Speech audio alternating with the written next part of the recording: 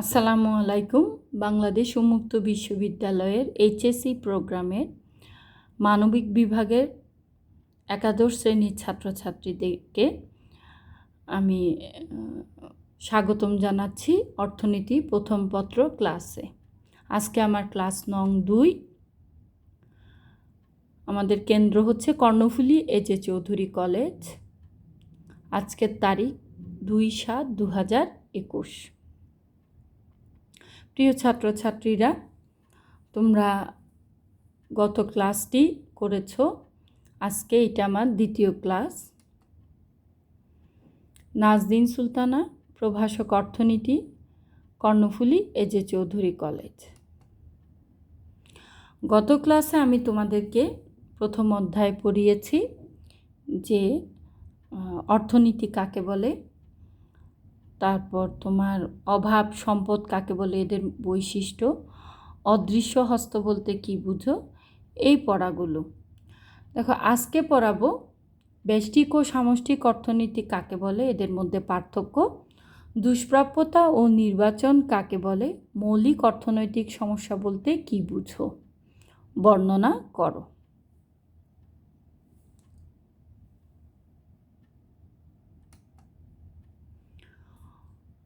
প্রথমে আসো অর্থনীতি, ওই যে ব্যষ্টিক এবং সামষ্টিক অর্থনীতি, এই দুটো কোত্থেকে এসেছে। অর্থনীতির বিভিন্ন তত্ত্বকে সঠিকভাবে উপলব্ধি করার জন্য 1933 সালে সুইডেনের ওসলো বিশ্ববিদ্যালয়ের অধ্যাপক র্যাগনার ফ্রিশ অর্থনীতিকে ব্যষ্টিক ও সামষ্টিক দুটি ভাগে ভাগ করেন। তাহলে কয়টি ভাগে ভাগ করেছেন? দুটি ভাগে, একটা ব্যষ্টিক অর্থনীতি আর একটি সামষ্টিক অর্থনীতি। কেন? অর্থনীতির বিভিন্ন তথ্যকে সঠিকভাবে উপলব্ধি করার জন্য। কত সালে? 1933 সালে। তাহলে দেখো, এই ব্যষ্টিক অর্থনীতিটা কাকে বলে? ব্যষ্টিকের ইংরেজি প্রতিশব্দ হচ্ছে তোমার মাইক্রো, MICRO, মাইক্রো। গ্রিক শব্দ মাইক্রোস হতে উদ্ভূত। আসলে মাইক্রোস শব্দটি কোত্থেকে আসছে? গ্রিক শব্দ, সেখান থেকে সেটা ইংরেজি প্রতিশব্দ পেলাম মাইক্রো, যার অর্থ কি? ক্ষুদ্র। অর্থনীতির যে শাখায় প্রতিটি এককের অর্থনৈতিক আচরণ বিশ্লেষণ করা হয় তাকে ব্যষ্টিক অর্থনীতি বলে। অর্থাৎ এখানে তোমার একজন ব্যক্তির চাহিদা, একজন ভোক্তার ভোগের পরিমাণ, একজন ব্যক্তির সঞ্চয়, কোনো প্রতিষ্ঠানের বা ফার্মের আয়, ব্যয়, মুনাফা ইত্যাদি ব্যষ্টিক অর্থনীতিতে কি করা হয়? আলোচনা করা হয় বা বিশ্লেষণ করা হয়। ঠিক আছে? তাহলে অর্থনীতির যে শাখায় অর্থনীতির ক্ষুদ্র ক্ষুদ্র প্রতিটি একক বা প্রতিটি বিষয় নিয়ে বিশ্লেষণ করা হয় তাকে আমরা কি বলবো? ব্যষ্টিক অর্থনীতি। একজন ব্যক্তির চাহিদা, একজন ব্যক্তির যোগান, একজন উৎপাদকের যোগান, একজন ব্যক্তির ভোগ, একজন ব্যক্তির আয়, ব্যক্তিগত আয়, ব্যয়, মুনাফা ইত্যাদি কি আমরা ব্যষ্টিক অর্থনীতির বৈশিষ্ট্য বা বিষয়। সামষ্টিক অর্থনীতি কাকে বলে? সামষ্টিক অর্থনীতিকে আমরা কি বলবো? Macro economics. প্রথমটা বলেছি মাইক্রো ইকোনমিক্স, সামষ্টিক অর্থনীতি কি হবে? Macro economics. তাহলে সামষ্টিকের ইংরেজি প্রতিশব্দ ম্যাক্রো, গ্রিক শব্দ ম্যাক্রোস হতে উদ্ভূত। অর্থনীতির যে শাখায় অর্থনীতির ক্ষুদ্র ক্ষুদ্র একক নিয়ে আলোচনা না করে সামগ্রিক বিষয়গুলো নিয়ে আলোচনা করা হয় তাকে আমরা কি বলবো? সামষ্টিক অর্থনীতি। যেমন একজন ব্যক্তির চাহিদা আলোচনা না করে আমরা যদি সামগ্রিক চাহিদা, একজন সামগ্রিক যোগান, তারপর সামগ্রিক ভোগ, হ্যাঁ, জাতীয় আয়, জাতীয় ব্যয়, এগুলো নিয়ে আলোচনা করি তাহলে আমরা সেটাকে কি বলবো? সামষ্টিক অর্থনীতি।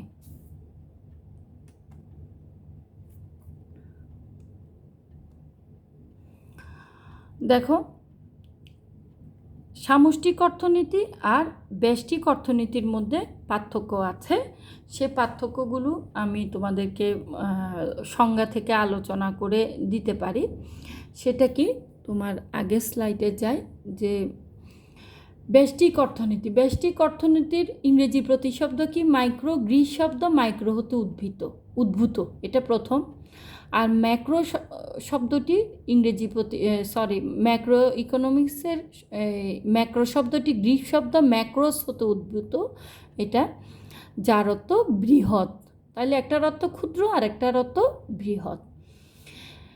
তারপর সংজ্ঞা দিবা, অর্থনীতির যে শাখায় প্রতিটি এককের অর্থনৈতিক আচরণ নিয়ে বিশ্লেষণ করা হয় তাকে ব্যষ্টিক অর্থনীতি। আর ওখানে কি দিবা, সামগ্রিক বিষয় নিয়ে আলোচনা করা হয় তাকেই বলবা সামষ্টিক অর্থনীতি। 3 নম্বরে আসতে পারো যে এখানে ব্যক্তিগত চাহিদা, সামগ্রিক ভোগ, সঞ্চয়, আয়, ব্যয় ইত্যাদি আলোচনা করা হয়। আর সামষ্টিক অর্থনীতিতে সামগ্রিক চাহিদা, সামগ্রিক যোগান, সামগ্রিক ভোগ, জাতীয় আয় ইত্যাদি নিয়ে আলোচনা করা হয়। তারপর ভারসাম্য পদ্ধতি, ব্যষ্টিক অর্থনীতিতে তোমার আংশিক যেহেতু একটা অংশের ভারসাম্য আলোচনা করা হয়, সেজন্য এখানে আংশিক ভারসাম্য পদ্ধতি তোমার কি করা হয়, অনুসরণ করা হয়। আর যেহেতু সামষ্টিক অর্থনীতিতে সামগ্রিক ভারসাম্য নিয়ে আলোচনা করে, অর্থাৎ একজন ব্যক্তি বা একটি প্রতিষ্ঠানের ভারসাম্য আলোচনা না করে সমগ্র শিল্প বা সামগ্রিক আয় নিয়ে আলোচনা করে, সেজন্য এখানে কি করা হয়, সামগ্রিক ভারসাম্য পদ্ধতিটি অনুসরণ করা হয়। তারপর তোমার ব্যষ্টিক অর্থনীতির তোমরা একটি ক্ষুদ্র ক্ষুদ্র বিষয় নিয়ে বা একটি অংশ নিয়ে জানতে পারবে। আর সামষ্টিক অর্থনীতিতে পুরো একটি সমাজের অর্থনীতি সম্পর্কে তোমরা ধারণা লাভ করতে পারবে। এগুলো বইও আছে, তোমরা এইভাবেও বানিয়ে লিখতে পারবে। তাহলে আমরা কি পড়লাম, ব্যষ্টিক ও সামষ্টিক অর্থনীতি কাকে বলে, এদের মধ্যে পার্থক্য। এরপর আসো যে দুষ্প্রাপ্যতা ও নির্বাচন বলতে কি বুঝো। এখানে তোমার প্রথম স্লাইডে দিয়েছি যে দুষ্প্রাপ্যতা ও নির্বাচন বলতে কি বুঝো। 2 নম্বর প্রশ্নটা দেখো, দুষ্প্রাপ্যতা কি। আমরা জানি যে মানুষের অভাব অসীম, কিন্তু সম্পদ সীমিত। তা অনেকগুলো অভাব আমরা চাইলেও পূরণ করতে পারি না, কারণ কি, সম্পদের সীমাবদ্ধতার কারণে। তো এই জন্য কি করতে হয় যে তোমাকে সমাজে কিছু পণ্য নির্বাচন করে সেগুলো উৎপাদন করতে হয় এবং জনগণের চাহিদা অনুযায়ী তা কি করতে হয়, সরবরাহ করতে হয়। কিন্তু অনেক একটা অভাব পূরণ হলে আবার কি হয়, আর একটা অভাব তোমার উদয় হয়, ফলে সকল অভাব একসাথে পূরণ করা যায় না। হ্যাঁ, কারণ কি, ওই যে সম্পদের স্বল্পতা। তাহলে এই যে সীমিত সম্পদ দিয়ে অসীম অভাব পূরণ করতে না পারার জন্য যে মানে শব্দটি আমরা ব্যবহার করব, সেটাই হচ্ছে দুষ্প্রাপ্যতা। দুষ্প্রাপ্যতা মানে কি, আমরা এক কথায় কি বুঝবো, সম্পদের স্বল্পতা। কি বুঝবো, সম্পদের স্বল্পতা। তারপর আসে কি, নির্বাচন কাকে বলে। অনেকে কি বলো, তোমরা যখন পরীক্ষার খাতা আমরা কাটিয়ে দেখি যে নির্বাচন মানে ওই যে আমাদের জাতীয় নির্বাচন বা ইলেকশন বা ভোটের কথা তোমরা বলো। আসলে এই নির্বাচন হচ্ছে, দেখো, ওই যে সম্পদ সীমিত, অভাব অসীম, এই কথাটা একদম মাথায় রেখে দিতে হবে। আমাদের সম্পদ সীমিত, অভাব অসীম। তাহলে ওই অসীম অভাবের মধ্যে তুমি প্রয়োজনীয় 2-1টা অভাব তোমাকে বাছাই করে নিতে হবে। সম্পদের স্বল্পতা হেতু তুমি সকল অভাব একই সময় পূরণ করতে পারবে না। এই জন্য তোমার অনেকগুলো অভাবের মধ্যে প্রয়োজনীয় অভাবটিকে বাছাই করে নেওয়াটাকেই আমরা কি বলবো, নির্বাচন। তাহলে আমি বুঝাইতে পেরেছি যে দুষ্প্রাপ্যতা ও নির্বাচন কাকে বলে। এবার আসো আমরা যে মৌলিক অর্থনৈতিক সমস্যা বলতে কি বুঝবো। মৌলিক অর্থনৈতিক সমস্যা, দেখো, সীমিত সম্পদের মাধ্যমে অসীম অভাব পূরণের ক্ষেত্রে কিছু সমস্যা দেখা দেয়, এদেরকে মৌলিক অর্থনৈতিক সমস্যা বলে। অর্থাৎ সীমিত সম্পদ দিয়ে তোমাকে আগেই বলেছি সকল অভাব তো তুমি পূরণ করতে পারবে না, তাহলে কিছু কিছু এখানে সমস্যা দেখা দিবে। এই সমস্যাগুলোকে কি বলা হচ্ছে, মৌলিক অর্থনৈতিক সমস্যা। সেই সমস্যাগুলো কি, দেখো, এক, কী দ্রব্য কী পরিমাণে উৎপাদন করা হবে, কিভাবে উৎপাদন করা হবে, কার জন্য উৎপাদন করা হবে। তাহলে সমাজে তোমার অনেক শ্রেণীর লোক আছে, তাদের এক এক শ্রেণীর লোকের চাহিদা এক এক রকম হবে। তাহলে কি পরিমাণে দ্রব্য উৎপাদন করবে, কি দ্রব্য এবং কি পরিমাণে করবে, সেটাও একটা বড় সমস্যা। এরপর আসো যে কিভাবে উৎপাদন করা হবে। কোনো দেশে জনসংখ্যা বেশি, অর্থাৎ তাদের শ্রম বেশি, আবার কোনো দেশে তাদের মূলধন বেশি। তাহলে তুমি কিভাবে উৎপাদন, তুমি কি শ্রম নিবিড় পদ্ধতিতে উৎপাদন করবে, না মূলধন নিবিড় পদ্ধতিতে? অর্থাৎ তুমি যদি অধিক শ্রম দাও সেটা হবে শ্রম নিবিড় পদ্ধতি, আর তুমি যদি কম শ্রম দাও কিন্তু মূলধন বেশি দাও সেটা হবে মূলধন নিবিড় পদ্ধতি। তাহলে কিভাবে উৎপাদন করা হবে, এটা একটা সমস্যা। কার জন্য উৎপাদন করা হবে? সমাজে ধনী আছে, গরিব আছে, ঠিক আছে, আবার কেউ বেকার, কেউ আবার উপার্জন করছে। তাহলে তুমি কার জন্য উৎপাদন করবে? এটা হচ্ছে আমার 3 নাম্বার মৌলিক অর্থনৈতিক সমস্যা। এখন দেখো, প্রথমটা আমরা একটু আলোচনা করি, কি দ্রব্য কি পরিমাণে উৎপাদন করা হবে। মানুষের অভাব পূরণের সীমিত সম্পদ কোনো দ্রব্য কি পরিমাণে উৎপাদন করা হবে তা নির্ধারণ করাই হলো প্রথম মৌলিক অর্থনৈতিক সমস্যা। এটা আমরা চিত্রের মাধ্যমেও তোমাদেরকে বুঝিয়ে দিতে পারি। দেখো, আমাদের সমাজে ধনী, দরিদ্র, মধ্যবিত্ত অনেক শ্রেণী আছে। সেখানে বললাম ওই যে সম্পদ সীমিত, অভাব অসীম। তাহলে অসীমের অভাবের মধ্যে তুমি 2টি অভাব প্রথমে পূরণ করবে। মৌলিক চাহিদা মেটানোর জন্য আমাদের বস্ত্র এবং খাদ্য দরকার, ঠিক আছে। এখন এটা এই যে এ এবং বি, এটা হচ্ছে তোমার উৎপাদন সম্ভাবনা রেখা। এই অক্ষ থেকে শুরু করে এখানে বি পর্যন্ত আসবে, এটা হচ্ছে উৎপাদন সম্ভাবনা রেখা।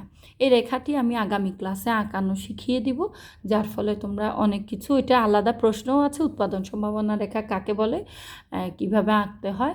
তো তার আগে আমি এটা প্রাথমিকভাবে বুঝিয়ে দিচ্ছি। দেখো, এটা লম্ব অক্ষ আর এটা ভূমি অক্ষ। এই 2টা অক্ষ যে বিন্দুতে মিলিত হয়েছে সেটা হচ্ছে মূল বিন্দু। এখন তুমি একদিকে বস্ত্র ধরছো আর একদিকে নিচে ধরলা খাদ্য। এখন তোমার দেশের জনগণ অনুযায়ী তোমার যদি জনসংখ্যা কম হয়, খাদ্যর প্রয়োজন কম হয়, তাহলে তুমি বস্ত্র বেশি করবে। বস্ত্রের প্রয়োজন হলে OY1 পরিমাণ বস্ত্র করলা, OX1 পরিমাণ তুমি খাদ্য করলা। আবার দেশে যদি দেখো যে খাদ্যের, তাহলে এই 2টা রেখা লম্ব কোথায় মিলিত হলো? সি বিন্দুতে। এটা উৎপাদন সম্ভাবনার রেখার একটি বিন্দু। এরপর দেখো, তুমি আবার তোমার দেশের বস্ত্র, আরেকটা দেশে হয়তো কাপড় কম লাগছে কিন্তু খাদ্য বেশি লাগছে। মানুষকে আগে বেঁচে থাকতে হলে খাদ্য দরকার। তাহলে সে ওই যে খাদ্যের উৎপাদনটা কমিয়ে OY2 করে ফেলবে, আর বস্ত্রের উৎপাদনটা কমিয়ে OY2 করে ফেলবে, আর খাদ্যের উৎপাদনটা বাড়িয়ে OX2 করে ফেলবে। তাহলে এই যে Y2 থেকে লম্ব অঙ্কন করলো, X2 থেকে লম্ব অঙ্কন করলো, ওরা আবার ডি বিন্দুতে ছেদ করলো, যেটা উৎপাদন সম্ভাবনা রেখার উপর অবস্থিত একটি বিন্দু। এখন এর বাইরে যদি এই জায়গাটা একটা বিন্দু নেই, তাহলে সেটা আমরা উৎপাদন করব না, কারণ এটা আমাদের মানে তোমার এই যে AB পর্যন্তই আমার সীমানা, অর্থাৎ এইটুকুর মধ্যেই আমাকে উৎপাদন করতে হবে। এর বাইরে আমার সেই পরিমাণ সম্পদ নাই। আবার যদি আমি এই জায়গাটায় যদি একটা বিন্দু নেই, তাহলেও আমি সেখানে উৎপাদন করতে পারবো না, কারণ আমার তাহলে ওই সম্পদের সম্পূর্ণ ব্যবহারটা হবে না বা অদক্ষ ব্যবহার হবে। আমাকে আমার AB রেখার উপর অবস্থিত কোনো একটা বিন্দুতে উৎপাদন করতে হবে। সেটা যদি আমার বস্ত্র বেশি লাগে আমি বস্ত্র বেশি করব, খাদ্য বেশি লাগলে খাদ্য বেশি করব। অর্থাৎ কি দ্রব্য কি পরিমাণ উৎপাদন করব, সেটা আমি উৎপাদন রেখার মাধ্যমে ডিসিশনটা নিব।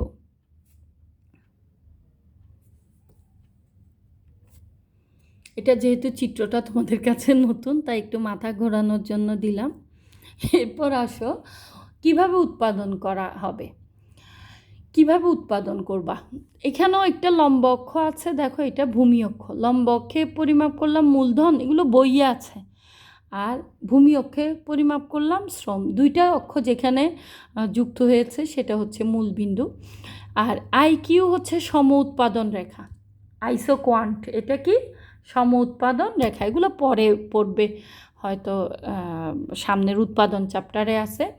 দেখো, এখন তোমার দেশে, আমাদের মতো গরিব দেশে কি আছে? জনসংখ্যা বেশি, মূলধন কম, যেহেতু আমরা গরিব দেশ, সেহেতু আমরা কি করব, অধিক শ্রম দিব, মূলধন কম দিব। অর্থাৎ প্রথমে দেখো, আমি শিল্পোন্নত দেশগুলোর সাথে বলি, যেগুলোতে ধরো মূলধন বেশি আছে কিন্তু শ্রম কম, তাহলে ওরা বেশি মূলধন অল্প শ্রমে যে উৎপাদন করবে সেটা এই বিন্দু দ্বারা নির্দেশিত সম উৎপাদন রেখার এটি একটি বিন্দু।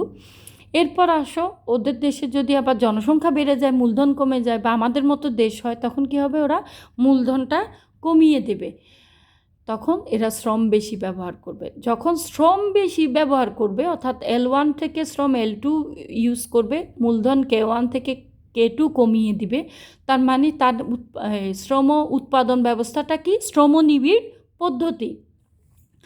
আর এই যেটা মূলধন যদি সে বেশি ইউজ করে উৎপাদন কার্যে, তাহলে তার উৎপাদন ব্যবস্থা হবে মূলধন নিবিড় পদ্ধতি। তাহলে কিভাবে উৎপাদন করবে, সেটা তোমার দেশের প্রাপ্ত সম্পদ উৎপাদনের বিভিন্ন উপকরণের উপর নির্ভর করছে। তা আমরা কি করি, সাধারণত অন্যান্য উপকরণগুলো স্থির রেখে মূলধন এবং শ্রম বাড়িয়ে উৎপাদন ব্যবস্থা বাড়াতে অথবা কমাতে পারি উৎপাদনের পরিমাণ। এই জন্য যাদের শ্রম বেশি ওরা শ্রম বেশি ব্যবহার করবে, যাদের মূলধন বেশি তারা মূলধন বেশি ব্যবহার। অবশ্যই মূলধন যেখানে বেশি সেখানে যন্ত্রপাতি দিয়ে কাজকর্ম করা হয়, ফলে তাদের উৎপাদনও বেশি। এই জন্য উন্নত দেশগুলোর কী হয়, উৎপাদনটা বেশি হয়। আসলে অনেক বড় সিলেবাস, যদি এভাবে তাড়াহুড়ো করে না বলি তোমরা বুঝবে না, শেষ করতে পারবো না। এই জন্য আমার কথাগুলো হয়তো একটু তাড়াহুড়ো হয়ে যাচ্ছে। এরপর আসো, কার জন্য উৎপাদন করা হবে। হ্যাঁ, কার জন্য উৎপাদন করা হবে, 3 নাম্বার পয়েন্ট। উৎপাদনের সাথে ভোগের বিষয়টি জড়িত। ভোগের মাধ্যমে অভাব পূরণের লক্ষ্যে সাধারণত উৎপাদন করা হয়। উৎপাদন কেন করে মানুষ, ভোগের মাধ্যমে সেটা অভাব পূরণ করে, অর্থাৎ ভোগের মাধ্যমে দ্রব্যটির উপযোগ নিঃশেষ করে আমাদের অভাবটা পূরণ করা হয়। এই দৃষ্টিকোণ থেকে কার জন্য উৎপাদন করা হবে, এটি সমাজের একটি গুরুত্বপূর্ণ সমস্যা। এক্ষেত্রে উৎপাদনকারীকে স্থির করতে হয় নিম্নবিত্ত নাকি মধ্যবিত্ত নাকি উচ্চবিত্তর মধ্যে কোন শ্রেণীর লোকজন তা ভোগ করবে।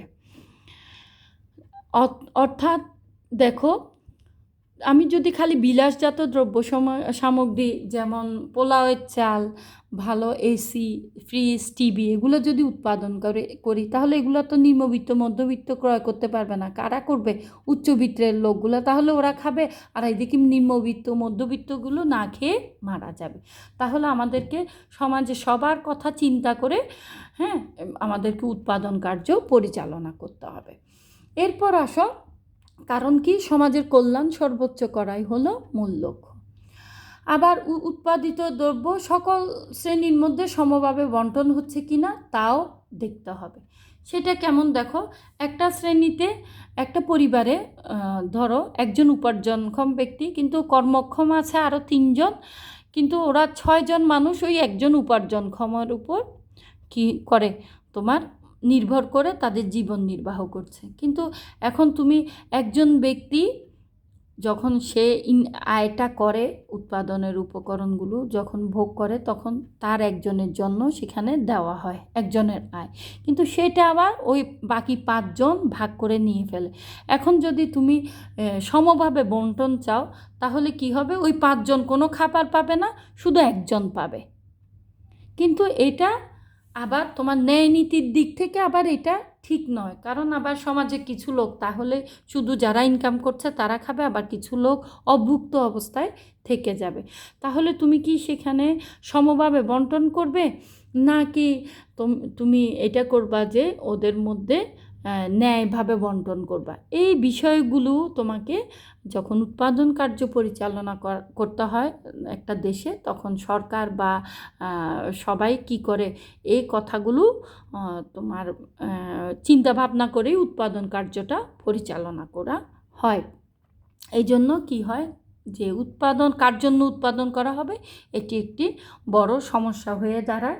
যে আমি অভাব পূরণ করব শুধু ধনী শ্রেণী, না শুধু নিম্নবিত্ত। যেমন নিম্নবিত্তির জন্য শুধু লাল চাল, মোটা ডাল, ভাত, আলু উৎপাদন করলাম, তাহলে আবার উচ্চবিত্ত কি হয়ে যাবে, তোমার বঞ্চিত হবে। তাদের জন্য কিছু তাদের আয় অনুযায়ী বিলাসজাত দ্রব্য এবং নিত্য প্রয়োজনীয় দ্রব্য, এগুলোর সমন্বয়টা ঠিক করে তারপর উৎপাদন কার্য পরিচালনা করতে হবে। আবার কি বললাম যে একজন উৎপাদিত পণ্য কি যে ইনকাম করে সে ভোগ করবে, তাহলে কি হবে, সমভাবে যদি সেটা না করি সময়ভাবে বন্টিত হবে না। আবার যদি আর পাঁচজন না খেয়ে থাকে তাহলেও সেখানে ন্যায় বিচার প্রতিষ্ঠিত হবে না, তাহলে সমাজের কল্যাণ সর্বোচ্চ হবে না, কারণ কিছু মানুষ পাবে কিছু পাবে না। এইগুলোই হচ্ছে কার জন্য উৎপাদন করা হবে। অনেক বই এটা চিত্র আছে, তবে যারা দুইটা চিত্র দিলে হবে যে কিভাবে কি কি দ্রব্য উৎপাদন করবে, কার জন্য উৎপাদন করবে, কি কি দ্রব্য উৎপাদন করবে, কিভাবে করবে, এই দুটো চিত্র দিলে মোটামুটি হয়ে যাবে।